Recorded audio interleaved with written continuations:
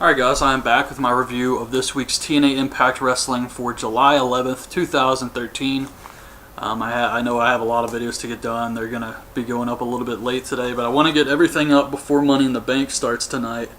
I guess before I get into the actual video, I should mention that Matt Morgan's been released. My God, what are we going to do without Matt Morgan in TNA? Personally, I didn't really care much for the guy. I thought his best work, probably in his career, was the end of 2010 when he was kind of feuding with Anderson and Douglas Williams. And that's when I think he was actually in a main event. That's probably the best thing Matt Morgan's ever done. Recently, for months, I don't know how long this dumbass crap's been going on, but all they've had him do is come out wearing this stupid robe that Hulk Hogan used to wear. And that's about it. And then they had him job to Sting. So you got this 7-foot-tall guy you've been building up as this huge monster. He's just laying everybody out, and then he loses to a 54-year-old man. Yeah, I'm not surprised he wanted released from TNA. I mean, who'd want to stick around when that's all they use you for? So, I mean, I can understand why he left, and I can understand why TNA wouldn't keep him around. I mean, I didn't think he was that great. You can always do something with a guy who's that big. You can make them look like a monster. But for me personally, Matt Morgan just never really interested me. He's okay on the mic. He's not that great in the ring. His size is all he has going for him. And I need more than that. So anyways, Matt Morgan's gone. Don't know if he's going to go to WWE. I mean, he's got a beard. And that's what WWE's into right now. If you got a beard, holy crap. They can do anything with you. What is with all the beards in WWE? It just... I mean, just look at all these guys in the... I can't remember what it was. The developmental... not NXT, FCW. I was thinking OVW for TNA for some reason. But everybody had a giant beard. And then they put them all together. You had the Husky Harris, Brody Lee, and this Eric Rowan guy. And they had huge beards. Daniel Bryan's got a huge beard. And it's just kind of like, what the hell's going on in developmental? If you grow a beard, you get brought up. But anyways, Bully is backstage, and he's pissed off that Brooke got engaged. And says that she can move on when he says she can move on. The Aces come out, and Bully says Sabin better not cash in that title on him tonight. He says the Main Event Mafia challenged them to a fight at the Destination X show, and they refuse. So the Main Event Mafia come out, and Angle says next week they're going to eliminate every member of the Aces and Eights one by one, and that way when it's the main event and it's Bully versus Sabin, the Aces can't come out to help him. And Sting says that they will reveal another member tonight. Spoiler alert, I'm sure this video is going up late, so I'm sure everybody knows by now. It's Rampage Jackson. So Sting says he's a heavy hitter. For me personally, Rampage does nothing for me. I used to watch UFC and MMA and stuff like that, but I really haven't been into that in years. So bringing in Rampage Jackson doesn't impress me at all. I just don't care about the guy. And not only that, but we haven't seen what he's capable of, and I'm sure he's been training for like no time. So what are they going to use him for? I mean, if it's somebody like Magnus, okay, Magnus technically isn't main event, but he can at least go out there and wrestle. You can't do that with a Rampage. He's just going to be able to run out and swing a chain every now and then. That's about it.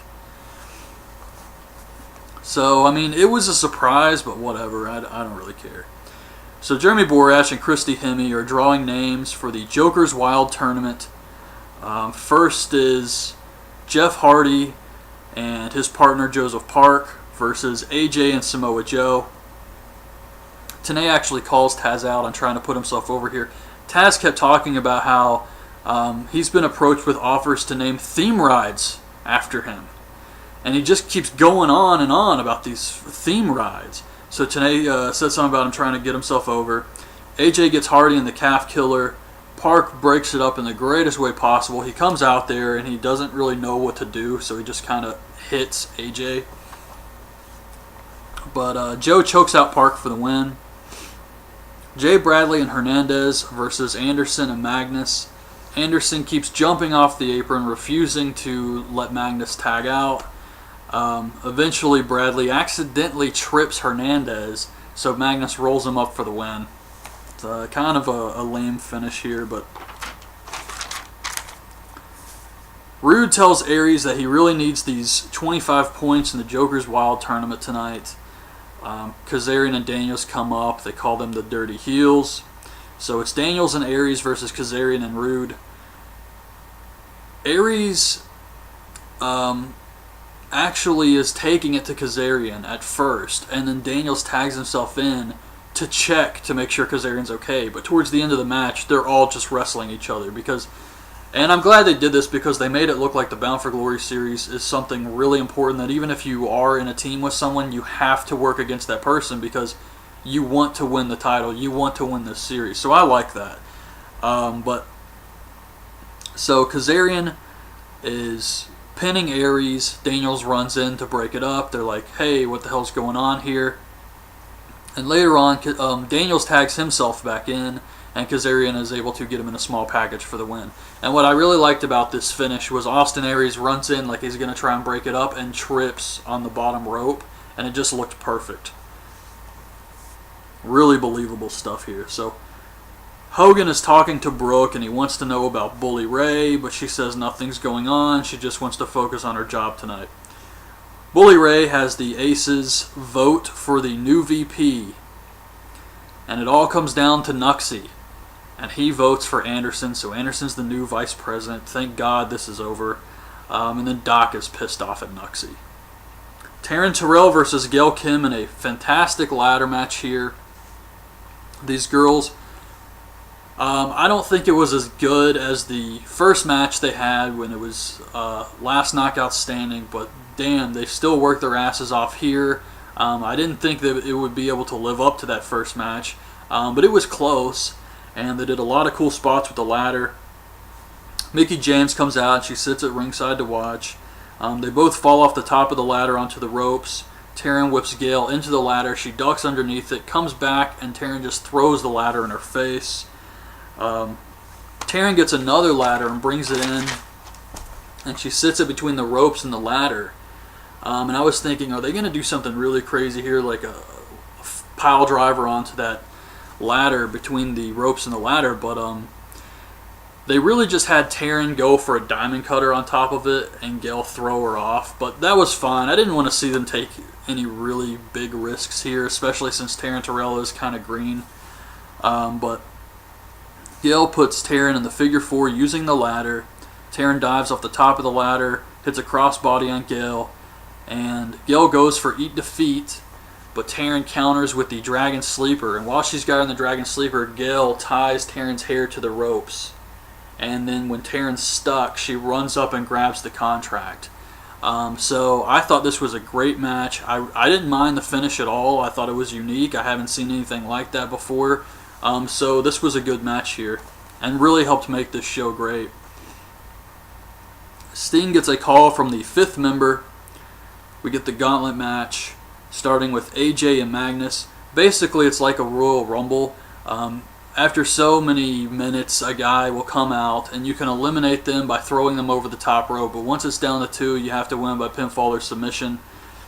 So it's AJ and Magnus, then it's Hernandez, then Samoa Joe. Or was that Kazarian? Yeah, I guess that would have been Kazarian because Hernandez was eliminated early on. So AJ throws Kazarian over the top, eliminating him.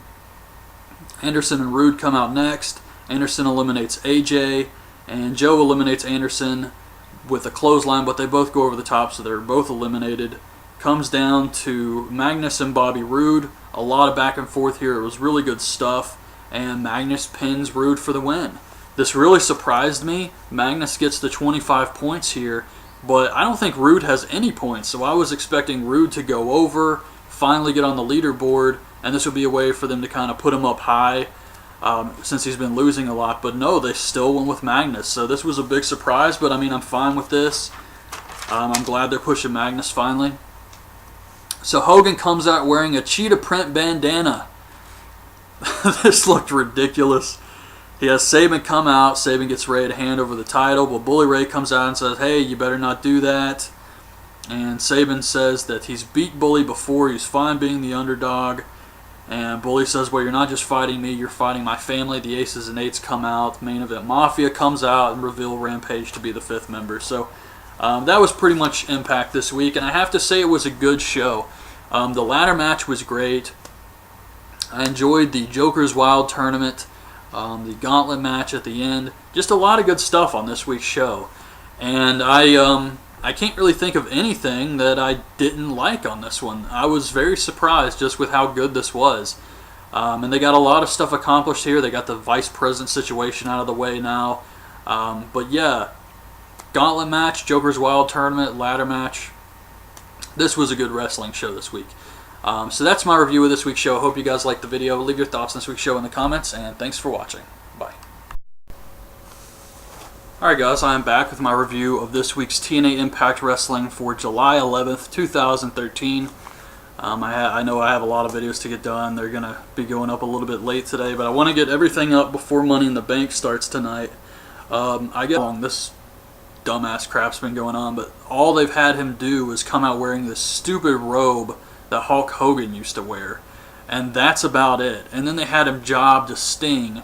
So you got this 7-foot-tall guy you've been building up as this huge monster. He's just laying everybody out, and then he loses to a 54-year-old man.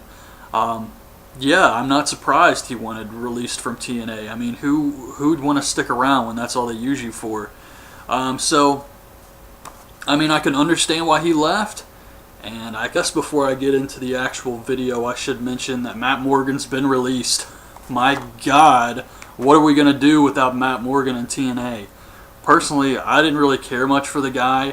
I thought his best work, probably in his career, was the end of 2010 when he was kind of feuding with Anderson and Douglas Williams. And that's when I think he was actually in a main event. That's probably the best thing Matt Morgan's ever done. Recently, for months, I don't know how